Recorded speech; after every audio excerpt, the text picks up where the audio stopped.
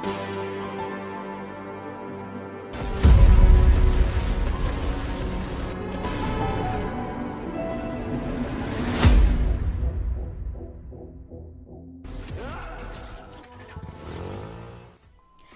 है रिजवान? रॉकी कैसे घुसेगा अमेरिका और कैसे फंसाया रॉकी ने रिजवान को? नमस्कार दोस्तों, मैं स्वाति और बॉलीग्राज स्टूडियो के यूट्यूब चैनल पर आप सभी का बहुत स्वागत है। कैसे हैं आप लोग?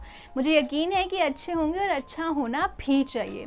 दोस्तों, केजीएफ के रॉकी का अमेरिका के साथ काफ़ी पुराना संबंध है और आप तो जानते ही हैं कि अमेरिका और रशिया दोनों की आपस में बिल्कुल नहीं बनती और इसी बात का फ़ायदा उठाकर रॉकी अमेरिका में रशिया के लिए गैर कानूनी काम करने वाला है और इसके लिए वो मदद लेने वाला है एक बहुत बड़े डॉन की।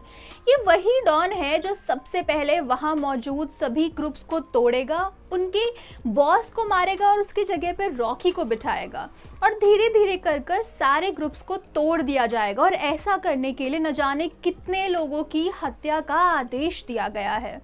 दोस्तों, ये वही माफिया, वही डॉन है जो अपना काम निकालने के लिए गोलीबारी करने की बजाय बम गिराना ज़्यादा पसंद करता है और इसी कारण उसने न जाने कितने इलाकों पर बम विस्फोट भी किए हैं और इसी तरीके से अपना पूरा साम्राज्य फैलाया है।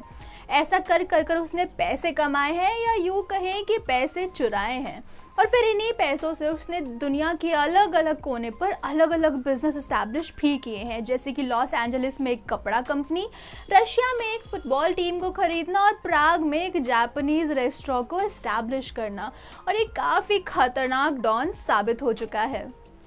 रूस की काली दुनिया का ये बेताज बादशाह सबसे पहले रशिया में एक चोरी के कारण अंदर गया था।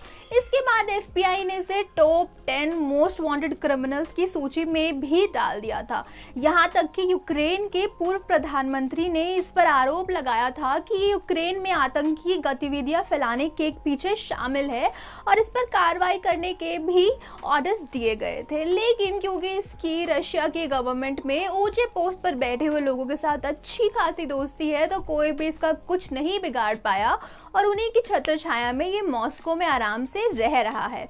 और इसी के कनेक्शन की वजह से रॉकी अमेरिका जाता है और रॉकी वहाँ सबसे पहले एक कपड़े की मिल का ऑनर बनकर जाता है और धीरे धीरे कर अमेरिकी गवर्नमेंट के करीब आ जाता है। अब इसके बाद वो कपड़ों के साथ साथ शिप में सोने का आयात निर्यात भी करने लगता है।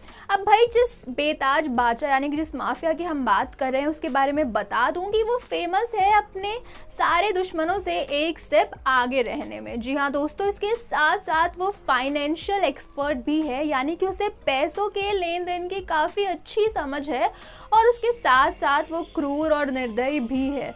भाई, अब एक ऐसा डॉन जिसको पैसे की समझ भी हो और वो क्रूर और निर्दयी भी हो, तो ये कंफर्म है कि वो इस काली दुनिया का बेताज बादशाह बन सकता है। अब दोस्तों, जो ये डॉन है वो हथियारों का बिजनेस करता था और कोई छोटे मोटे हथियार नहीं, बल्कि ऐसे हथियार जो विमानों तक को भेज सकते हैं और वो इनका सारा का सारा कारोबार सिर्फ इंटरनेशनल रूप में ही करता था। अब रॉकी को यहाँ से हथियार मिलते गए और डॉन को यहाँ से पैसे मिलते गए और इसी कारण अब डॉन का सपना बन गया था कि वो पूरी दुनिया का सबसे बड़ा गैंगस्टर बनना चाहता था, पर ये सपना तो रॉकी का भी था। अब डॉन को ये करने के लिए खूब सारे पैसों की आवश्यकता थी और वो पैसे उसने निकालने शुरू किए अमेरिका से, क्योंकि उसके पास फाइनेंशियल समझ तो भरपूर थी। और यही वो समय था जब सामने आया सबसे बड़ा घोटाला, यानी कि YBM मैग्निक्स घोटाला, जो जानबूझकर FBI के सामने लाया गया, जिसके कारण ये डॉन FBI की रडार पर आ गया और उसके बाद इस पर इंटरनेशनल वेश्यावृत्ति, कॉन्ट्रैक्टेड मर्डर, व्यापार जो गलत तरीके से किया जाए, ड्रग स्टीलिंग और न जाने कितने सारे केसेस लगा दिए गए और ये FBI की उस सूची में शामिल हो गया जिसमें उन्होंने सबसे ज़्यादा वांटेड लोगों को शामिल करके रखा हुआ। और वैसे भी रशियन गवर्नमेंट में ऐसे बहुत सारे इस डॉन के दोस्त थे जो इसे बचाने के लिए काफ़ी थे और इसी कारण ये डॉन बहुत आराम से मेक्सिको में रह रहा था। और एक वक्त के बाद FBI ने भी उस लिस्ट से इस डॉन का नाम हटा दिया, क्योंकि वो जानते थे कि रशिया कभी भी रिजवान को अमेरिका को हैंड ओवर नहीं करेगा। और इसी बात का फ़ायदा उठा रहे थे हमारे रॉकी साहब, जो इस डॉन के नाम पर अपना बिजनेस कंटिन्यू रख रहे थे। तो कुछ ऐसी होने वाली है इस फिल्म की, यानी कि KGF 3 की स्टोरी। अब इसमें रिजवान का रोल प्ले करने के लिए सोनू सूद को अप्रोच किया जा सकता है, ऐसी खबरें सुनने को आ रही हैं। और इसके साथ साथ काफ़ी सारे नए कैरेक्टर्स भी होने वाले हैं इस फिल्म में, क्योंकि इसमें कई सारे नई स्टोरीज शुरू होने वाली है और एकदम नया एंगल दिखने को मिलेगा। अब इस फिल्म की कहानी क्या होगी, कौन से नए कैरेक्टर्स जुड़ेंगे, क्या सोनू सूद इस फिल्म में होंगे, ये सब जानने के लिए आपको थोड़ा सा इंतजार करना पड़ेगा अब आने वाली वीडियो का। मैं आपसे मिलूंगी नेक्स्ट वीडियो में, तब तक के लिए अपना ख्याल रखिए और सिनेमा देखते रहें। नमस्ते।